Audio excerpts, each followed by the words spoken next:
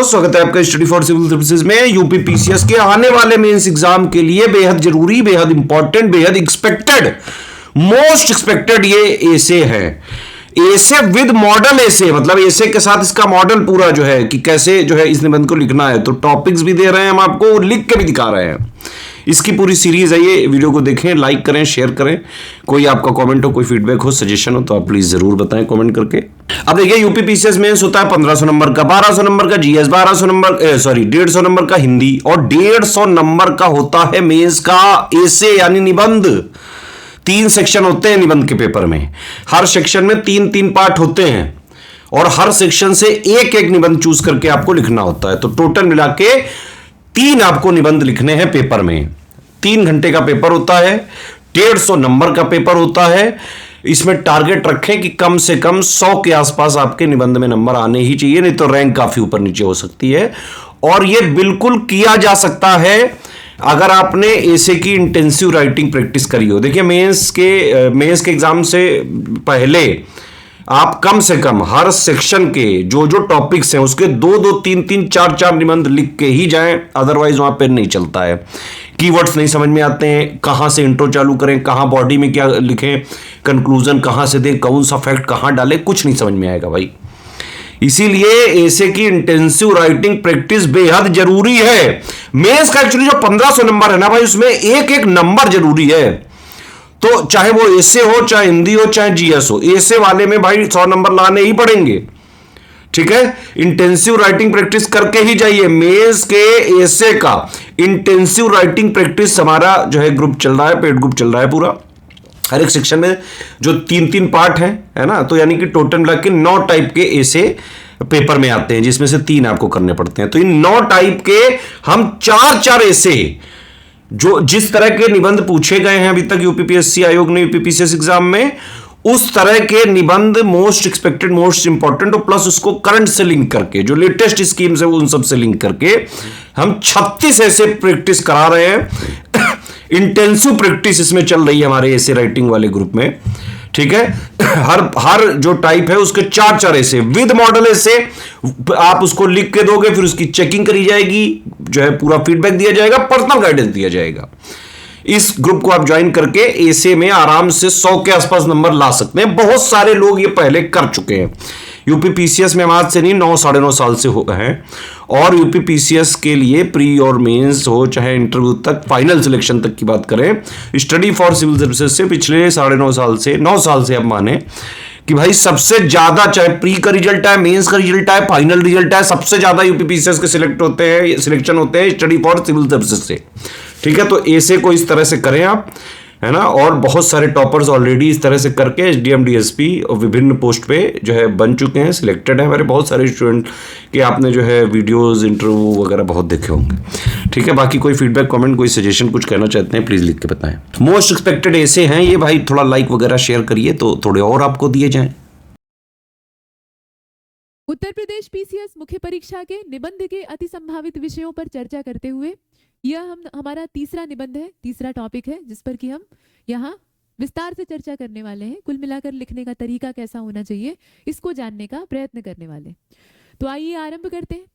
निबंध अच्छा कैसे लिखा जाए, ड्राफ्ट बनाने के बाद ही ये समझ में आता है, इसलिए पहले प्रारूप बना लीजिए। प्रारूप में ये तय कर लीजिए, जैसे युद्ध से पहले उसकी रणनीति बनाई जाती है, युद्ध नीति बनाई जाती है कि दुश्मन पर कैसे और कहाँ से कितना और किस तरीके का आक्रमण करना है, कैसी युद्ध पद्धति अपनानी है, ये सब पहले से तय किया जाता है। ये नहीं कि लड़ाई की घोषणा अचानक करके शिविर लगा के और झंडे गाड़ के हम लड़ना शुरू कर देते हैं, ऐसा नहीं हो सकता। और ऐसा जो भी करेगा वो पराजित हो जाएगा। तो युद्ध नीति जिस प्रकार से होती है, वैसे ही एक रणनीति के तहत आपको तैयारी भी करनी चाहिए और उसी स्ट्रेटजी को आधार बनाकर लिखना भी चाहिए। आंसर राइटिंग भी एक कला है, जिसमें कि आप पहले से प्लान बना के नहीं लिखेंगे तो कोई भी चीज बेहतर संतुलित नहीं हो पाएगी। लिखने के लिए तो कुछ भी लिख कर आ जाएंगे। निबंध के जो विषय आते हैं उन पर लिखना इतना मुश्किल भी नहीं होता है, कुछ ना कुछ तो लिखा जा सकता है। लेकिन कुछ ना कुछ लिखने से अच्छे नंबर नहीं मिलते हैं। जब आप बेहतर करेंगे, बाकियों से ज़्यादा बेहतर, एक सिस्टमेटिक तरीके से अनुशासित होकर प्रयास करेंगे, सारी चीज़ें, सारे पक्ष उसमें शामिल होंगे एक विषय के अंदर, तब जाके आपको अच्छे नंबर मिलेंगे।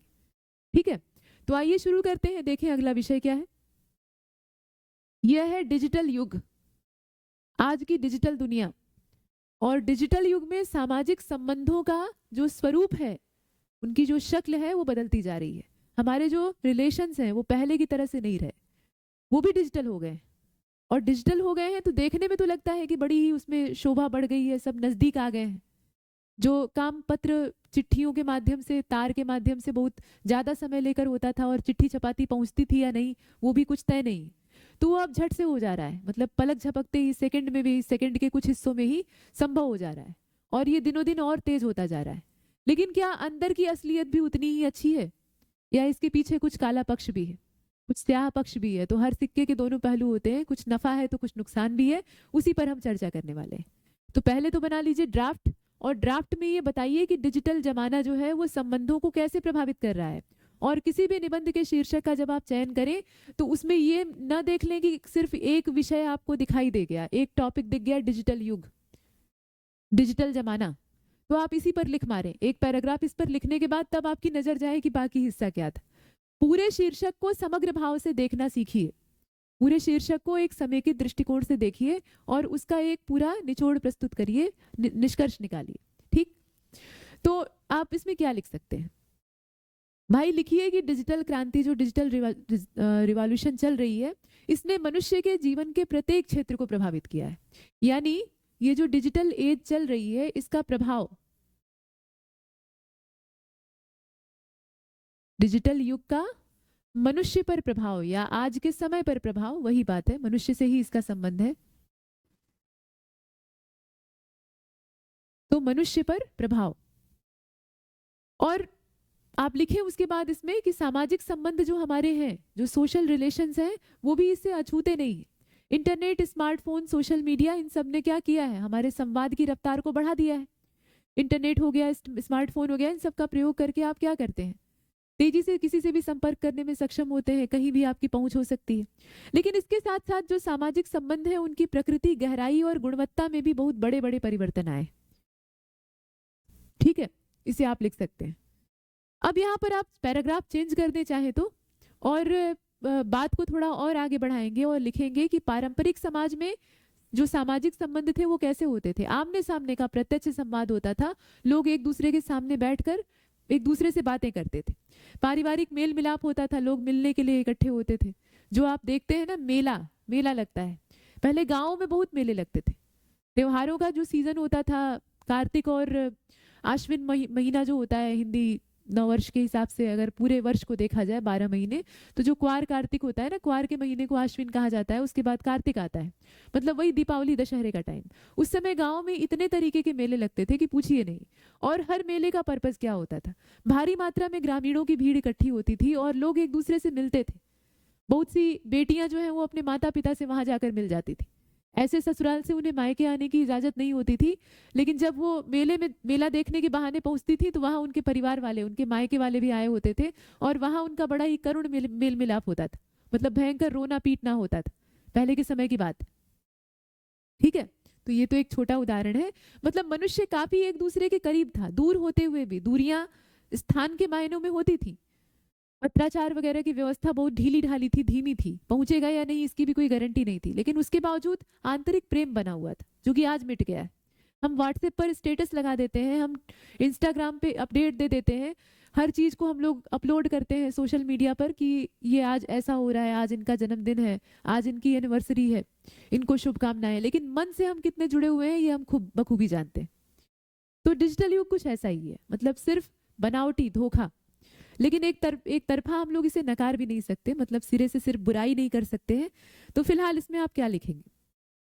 डिजिटल युग में ये जो संबंध है, चर्चा तो करनी ही होगी, तो आप लिख दीजिए कि डिजिटल युग में ये जो संबंध है ये असल में कैसे हो गए हैं? ये भी आभासी हो गए, वर्चुअल हो गए। सोशल मीडिया ने मित्र तो बना दिए हैं, नए मित्रों को हमारे सामने ले आकर खड़ा कर दिया है, लेकिन वास्तव में हुआ क्या है? वास्तविक संवाद जो है वो लाइक और मैसेज में ही सिमट गया है।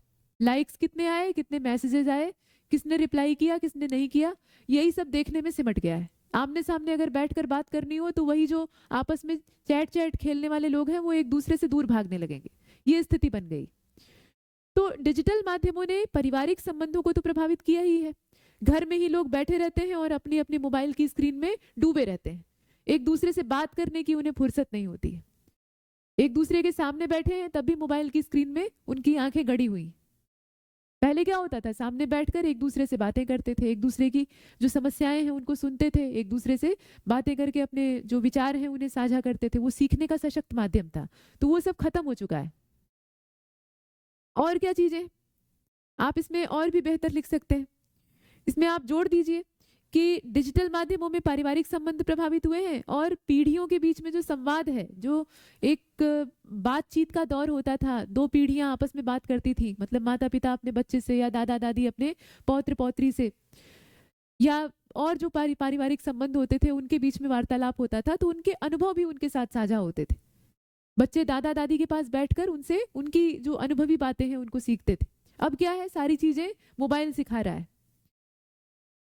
और डिजिटल युग में सकारात्मक पक्ष भी हैं, ये तो हमने अभी तक नेगेटिविटी देखी है, लेकिन इसके जो सकारात्मक पक्ष हैं उनकी भी चर्चा करना आवश्यक है, क्योंकि हम सिर्फ नकारात्मक चीजों की बात नहीं कर सकते। तो सकारात्मकता क्या है? वास्तव में हम इसमें लिख सकते हैं कि परिवारों को ये जोड़ तो रहा है, दूरस्थ जो दूर के परिवार हैं उनके बीच में कनेक्टिविटी बना रहा है।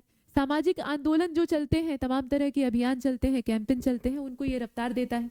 महामारी या संकट के समय सूचनाओं का प्रसारण बहुत तेजी से हो सकता है, पहले ये सब संभव नहीं था। डिजास्टर मैनेजमेंट में ये बड़ी भूमिका निभा सकता है, लेकिन वास्तव में ये सब कहने की चीजें हैं। जितना ये बड़ी भूमिका नहीं निभाता है, उससे ज्यादा ये अफवाहें फैलाने का माध्यम भी बन गया है, गलत जानकारियां फैलाने का माध्यम बन गया है। लेकिन हम सिर्फ बुराई नहीं कर सकते, इसलिए इन अच्छे पहलुओं को भी शामिल करना होगा। समस्या टेक्नोलॉजी नहीं है, असल में हम टेक्नोलॉजी को दोषी नहीं मान सकते, इसको इजाद तो हम ही ने किया है। ये इंटरनेट, ये सोशल मीडिया, ये एआई, ये सब कहाँ से आया है? सब मनुष्य की ही तो देन है। मनुष्य ने अपनी सहूलियत के लिए, अपनी सुविधा के लिए विज्ञान के इन आविष्कारों को सामने प्रस्तुत किया है। आवश्यकता ही आविष्कार की जननी होती है, ये मनुष्य ही कहता है ना। और अपने लिए मशीनें बनाने वाला भी मानव ही है, अपने काम को आसान बनाने के लिए। तो ये जो डिजिटल युग चल रहा है, ये भी मनुष्य की ही देन है। तो जब बनाया मनुष्य ने है, तो टेक्नोलॉजी दोषी कैसे हो सकती है? इसमें बनाने वाला ही दोषी है, जो क्रिएटर है वही इसके पीछे कल्प्रिट भी है। क्यों है? क्योंकि वो सावधानी नहीं बरत रहा है। उसने बना तो दिया, लेकिन जो प्रिकॉशंस हैं उन पर विचार करना वो भूल गया है, या बाकी मानवों को बताना भूल गया है। लोग उसे गंभीरता से नहीं ले रहे हैं। मतलब किसी भी आविष्कार, कोई भी साइंस का इन्वेंशन है, एक्सपेरिमेंट है, या कोई भी सुविधा उसके द्वारा उपलब्ध कराई गई है, तो उसमें अगर हम अपनी सुरक्षा का इंतजाम पहले करके नहीं चलते हैं, तो निश्चित तौर पर नुकसान होगा, और वही नुकसान हम झेल रहे हैं। डिजिटल दुनिया में साइबर क्राइम का इतना हल्ला मचा हुआ है, तो उसके पीछे वजह क्या है? हमारे पास जो सिक्योरिटी अरेंजमेंट है वो कैसे हैं? ढीले ढाले। हम टेक्नोलॉजी को अपना तो लेते हैं, लेकिन सुरक्षा के जो मानदंड हैं उनका इस्तेमाल करना भूल जाते हैं, या उनको उतना गंभीरता से नहीं लेते हैं। वही हाल सामाजिक संबंधों के साथ भी है। समाज का जो विघटन हो रहा है सोशल मीडिया की वजह से, तो उसमें भी कहीं ना कहीं जो इस्तेमाल करने की प्रवृत्ति है सोशल मीडिया को, वही जिम्मेदार है। हमने उसमें पाबंदियां नहीं लगाई हैं, उसे अनुशासन में नहीं बांधा है। तो किसी भी विज्ञान के आविष्कार को बेलगाम छोड़ देना, ये सबसे घातक होता है। उस पर एक कड़ा नियंत्रण आवश्यक होता है, जो कि मनुष्य ही लगा सकता है। तो इसीलिए हम कहेंगे कि समस्या टेक्नोलॉजी नहीं है, और मानवीय संवेदना और सामाजिक मूल्यों के साथ अगर हम डिजिटल टेक्नोलॉजी को मिलाकर इस्तेमाल करें, तो निश्चित तौर पर संबंध जो है वो मजबूत होंगे और बेहतर बनेंगे। तो यही हम कह सकते हैं कि भाई डिजिटल युग में सामाजिक संबंधों का स्वरूप बदल रहा है। आवश्यकता है संतुलन की। इसमें कुल मिलाकर आवश्यकता है संतुलित दृष्टिकोण अपनाने की, यानी संतुलन आवश्यक। ठीक है, संतुलन आवश्यक। और ये हमें समझना होगा कि ये सारी जो सुविधा है, ये मनुष्य को मनुष्य के करीब लाने के लिए, ये कभी भी मानवीय संबंधों का आधार या मानवीय संबंधों का स्थान नहीं ग्रहण कर सकती है। मतलब ये उसका विकल्प नहीं है, बल्कि उसे जोड़ने का एक माध्यम। तो इसमें इतना ही।